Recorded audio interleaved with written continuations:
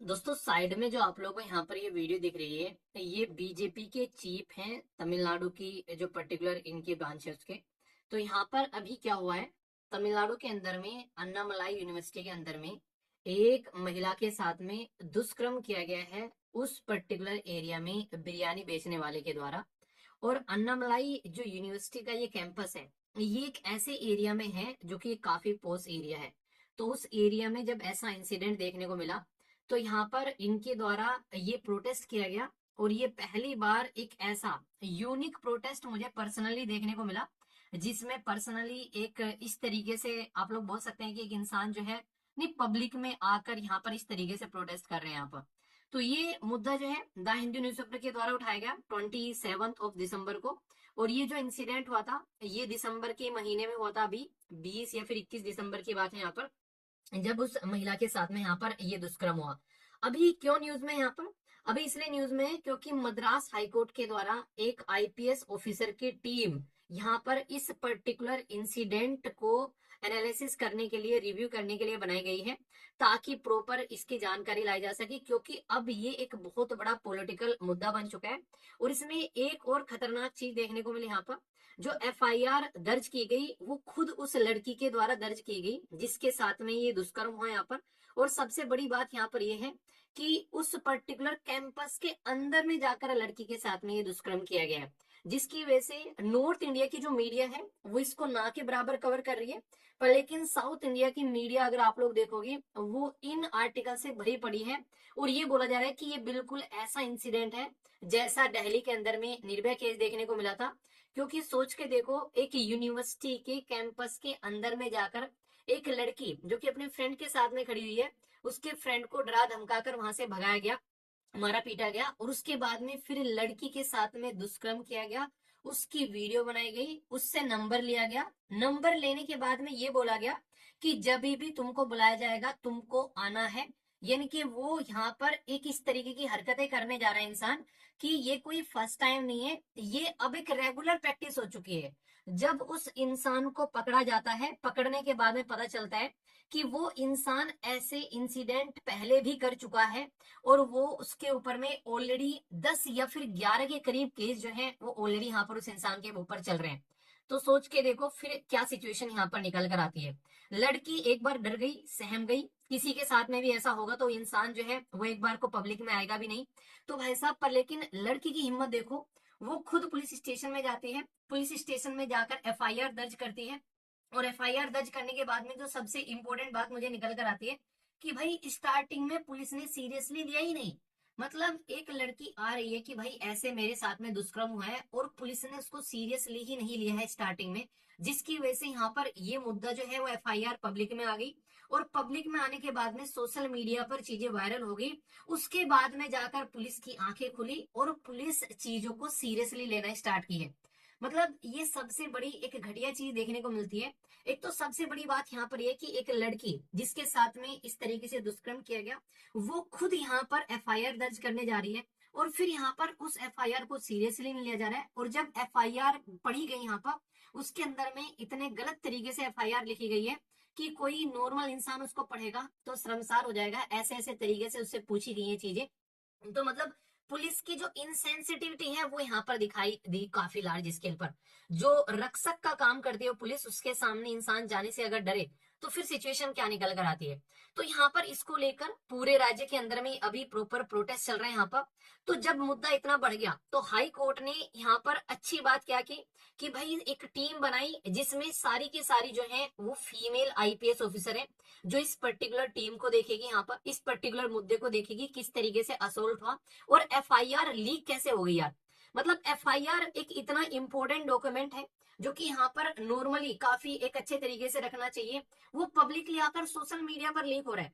तो यहाँ पर इसको लेकर भी एक नेक्स्ट मुद्दा बन गया। तो ये टॉपिक ऐसा हो गया कि इसमें इतने सारी डायमेंशन होगी। पहले तो इंसिडेंट इतने सिक्योर एरिया में, जो कि पोस्ट एरिया है वहां पर, ये जिस एरिया में ये अन्नामलाई यूनिवर्सिटी यहाँ पर। दूसरी इंपॉर्टेंट बात यहाँ पर, एफआईआर दर्ज करवाने गई लड़की तो पुलिस की इंसेंसिटिविटी देखने को मिली इस लेवल पर यहाँ पर। तीसरी, एफआईआर दर्ज कर दी तो एफआईआर हैंडल कैसे कर रहे हैं भाई साहब। कि एफआईआर पब्लिकली यहाँ पर लड़की का नाम सारी चीजें पब्लिकली यहाँ पर सोशल मीडिया पर आज की डेट में ये चीजें देखने को मिल रही है। और यहाँ पर एक ऐसा इंसान जो कि जिसके ऊपर में ऑलरेडी इतने सारे केस चल रहे हैं, वो भाई इतना फ्री घूम कैसे रहा है यहाँ पर। और सबसे बड़ी बात है मीडिया की इनसेंसिटिविटी। नॉर्थ इंडिया की मीडिया को भाई साहब फिलहाल के टाइम पर इतना बिजी आप लोग देखोगे, उनको इस मुद्दे की ध्यान ही नहीं आ रही है। जबकि साउथ इंडिया में ये इंसिडेंट बिल्कुल निर्भया केस के तरीके से इसको लेकर प्रोटेस्ट चल रहे हैं आज के डेट में। चाहे पॉलिटिकल पार्टी के बारे में बात कर लो, चाहे आप लोग नॉर्मल इंसानों के बारे में बात कर लो। मैंने सर्च किया इसके ऊपर में, मैंने कहा कि भाई साहब देखिए नॉर्थ इंडिया में कोई इसके बारे में लिख रहा है क्या। भाई इक्का दुक्का वीडियो देखने को मिली और दुनिया भर के साउथ इंडिया के चैनल खुलकर आ गए। तो ये मीडिया आखिर कहाँ फोकस कर रही है कि इतना बड़ा इंसिडेंट हो जाता है देश के अंदर में। और यहाँ पर आप लोगों को मतलब मैंने भी 2 दिन पहले अभी न्यूज़पेपर में आया था, आपको बताया था मैंने, अभी परसों इसके बारे में मैंने डिस्कस किया था आप लोगों से। पर लेकिन अभी फिलहाल मुद्दा इतना बढ़ गया कि इसके लिए अलग से टीम बनानी पड़ गई और सारी चीजें इसकी वजह से न्यूज में आया। अब जो लड़की है उसको कंपनसेशन दिया गया 25 लाख रुपए का, क्योंकि इतनी बुरी प्रॉब्लम यहाँ पर झेलनी पड़ी जिसकी वजह से एफआईआर उसकी जो है पब्लिकली आ गई यहाँ पर। तो ये एक तरीके से प्राइवेसी का भी मुद्दा हो गया, फंडामेंटल राइट का हनन हो गया इंसान की एफआईआर अगर पब्लिकली आ जाती है। तो इसको यहाँ पर ये कह रहे हैं कि सबसे बड़ा मुद्दा तो ये है कि भाई अगर कोई इंसान एफआईआर दर्ज करने जा रहा है, तुम एफआईआर लिख नहीं रहे हो, और एफआईआर लिखने के बाद भी तुमने एफआईआर जो है वो यहाँ पर किस तरीके से ये आज की डेट में पब्लिकली आ गई। तो इसके लिए स्ट्रॉन्ग यहाँ पर कुछ ना कुछ ऐसे प्रोविजन होने चाहिए कि भाई जो लोग एफआईआर हैंडल करते हैं, ये तो सिंघम मूवी वाला डायलॉग हो गया कि मैं आगे एफआईआर फाड़ के फेंक दे, एफआईआर फाड़ के फेंक दी। तो ये इस तरीके का माहौल किस तरीके से आप लोगों को यहाँ पर देखने को मिलेगा। एफआईआर की फुल फॉर्म क्या होती है? First information report. यानी कि जो इंसान यहाँ पर अगर उसके साथ में कोई इंसिडेंट होता है, पुलिस के अंदर में जाकर जो अपनी आप बीती बताता है या बताती है, तो वो पर्टिकुलर यहाँ पर डॉक्यूमेंटेड की जाती है, उसको यहाँ पर नॉर्मली एफआईआर बोला जाता है। अब अगर देखो सबसे जो इरिटेटिंग चीज मुझे लगती है कि जब कोई ऐसी चीज निकल कर आती है कि भाई गलती हो गई, मान लीजिए मेरे से कोई गलती हो गई, अब मैं उस गलती का ठेकरा किसी दूसरे के सर पर फोड़ने के लिए तैयार हूं, दूसरा तीसरे के सर पर और तीसरा चौथे के सर पर। तो भाई किसकी अकाउंटेबिलिटी लेगी यहाँ पर? कोई ना कोई तो इंसान ऐसा होना चाहिए ना जिसकी अकाउंटेबिलिटी ले यहाँ पर। सबसे पहले तो इतने बड़े इंस्टीट्यूशन के अंदर में, वो भी उसके कैंपस के अंदर में इतना बड़ा कांड हो गया यहाँ पर, उसकी कोई रेस्पॉन्सिबिलिटी लेने के लिए तैयार नहीं है। दूसरा यहाँ पर एफआईआर दर्ज की गई, तो यहाँ पर उसको एफआईआर को पब्लिकली लीक कर दिया, उसकी अकाउंटेबिलिटी कौन लेगा यहाँ पर? और अब तक यहाँ पर जब तक ये सोशल मीडिया पर वायरल नहीं हो गई चीजें, तब तक प्रॉपर इस एफआईआर को हैंडल नहीं किया गया, इंसान को अरेस्ट नहीं किया गया। जब यहाँ पर सोशल मीडिया पर वायरल हो गया तो तब जाकर यहाँ पर, और वायरल होने के बाद में सामने वाले की प्राइवेसी का क्या, इसकी रेस्पॉन्सिबिलिटी कौन लेगा? अगर घर से पेरेंट्स बच्चों को पढ़ने के लिए भेज रहे हैं इंस्टीट्यूशन में, तो यहाँ पर उनकी सेफ्टी की रेस्पॉन्सिबिलिटी कौन लेगा? ये आप लोग देखो यहाँ पर। तो ये सबसे बड़ी बात यहाँ पर यही है कि ये समझना पड़ेगा कि भाई जो आज की डेट में हम किस तरीके से प्रैक्टिस चल रही है, पुलिस किस तरीके से काम करती है। नॉर्मली पुलिस जो है हमारे संविधान के अंदर में, जब आप लोग 7वें शेड्यूल में जाओगे तो हर एक स्टेट के पास में अपनी पुलिस है। पता है क्यों है? क्योंकि संविधान के द्वारा ये पावर स्टेट को दी गई है कि भाई लॉ एंड ऑर्डर की जो कंडीशन है वो तुम सुधारो। तो इसलिए स्टेट में, स्टेट लिस्ट के अंदर में ये पावर दी गई है कि भाई तुमको काम करना है लॉ एंड ऑर्डर को मेंटेन करने का। तो हमारे देश के अंदर में स्टेट लिस्ट के अंदर में डाला गया है लॉ एंड ऑर्डर को मेंटेन करना। इसीलिए हर एक स्टेट के पास में उसकी खुद की पुलिस होती है। जैसे देख लो आप लोग यहाँ पर Maharashtra police, Tamil Nadu police, Uttar Pradesh police, Bihar police, West Bengal police, सारी अलग अलग पुलिस आप लोगों को देखने को मिलती है। तो यहाँ पर इसीलिए अगर कोई भी प्रॉब्लम निकल कर आती है तो सबसे ज्यादा सेंसिटिविटी वाला मुद्दा यही है कि भाई ये स्टेट की रेस्पॉन्सिबिलिटी है। इसी के साथ में आप लोगों को यहाँ पर ये देखने को मिलेगा, जो कहीं ना कहीं डिस्कस करने वाला भी है यहाँ पर, कि भाई साहब अगर एफआईआर दर्ज हो गई है यहाँ पर, तो सबसे बड़ा मुद्दा ये होता है कि इमीडिएटली उसके ऊपर में एक्शन लो। कितने ऐसे केसेस हैं जो सोशल मीडिया पर वायरल होते हैं, अगर कोई केस सोशल मीडिया पर वायरल होगा तभी तुम्हारी आंखें खुलेगी, तभी तुम उस मुद्दे को हैंडल करने के लिए आओगे। उससे पहले तुम इन्वेस्टिगेशन करने के लिए भी तैयार नहीं हो। उससे पहले तो यहाँ तक चीजें होती है, अगर कोई पेरेंट्स भी अपनी लड़की के लिए एफआईआर दर्ज कराने जाए कि लड़की गायब है 2-3 दिन से, तो पुलिस वाले ये बोलकर भगा देते हैं कि बॉयफ्रेंड के साथ में गई होगी, आ जाएगी 1-2 दिन के अंदर में। ऐसे ऐसे इंसिडेंट यहाँ पर देखने को मिलते हैं आज की डेट में। तो ये समझना पड़ेगा कि भाई साहब जो जस्टिस होना चाहिए वो उस लिए नहीं कि सोशल मीडिया पर वायरल हो गया तो जस्टिस हो। भाई जो आज की डेट में सर्वाइवर है उसको ध्यान में रखते हुए आप लोग को जस्टिस प्रोवाइड करवाना है। अपनी ही अलग लेवल पर कहानी चलना स्टार्ट हो जाती है। तो आप लोग सोच के देखो, उस लड़की की आइडेंटिटी पब्लिक में आ गई, क्या अब वो लड़की जो है उस पर्टिकुलर इंस्टीट्यूशन में पढ़ पाएगी, वो प्रॉपर एजुकेशन वहां पर ले पाएगी, क्या वो अपनी लाइफ को फिर से किस तरीके से रिबिल्ड कर पाएगी? आप लोग सिचुएशन को समझने की कोशिश करो इस चीज के साथ में। जिसके साथ में इंसिडेंट होता है उसको समझ में आती है। सामने वाले तो बोल के चले जाते हैं हाँ यार रेप ही तो है, रोज होते हैं, एक और हो गया, क्या बिगड़ रहा है?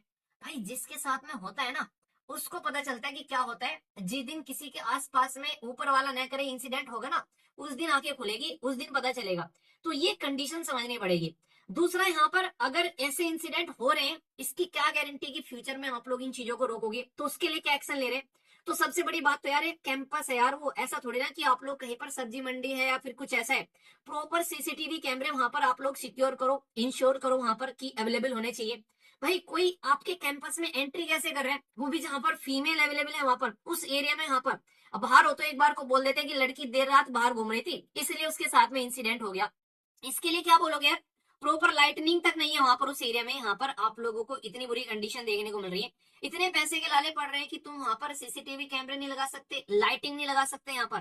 तो आगे से तो पेरेंट्स को अगर एजुकेशन इंस्टीट्यूशन में एडमिशन दिलाना होगा अपने बच्चों का, पहले उनको ये देखना चाहिए कि भाई कैंपस के अंदर में सीसीटीवी कैमरा है कि नहीं है, भाई लाइट लगी है कि नहीं है, भाई गार्ड है कि नहीं है। ये बाद में देख लेंगे कि पढ़ाई कैसी होगी भाई साहब, यहाँ पर पढ़ाई तो देखने की जरूरत ही नहीं है। तो ये समझना पड़ेगा, लीगल सेफगार्ड यहाँ पर लेने चाहिए यहाँ पर, कि भाई साहब एफआईआर को लेकर जैसे मैंने बातें की यहाँ पर, इसी के साथ में प्राइवेसी को लेकर बातें की।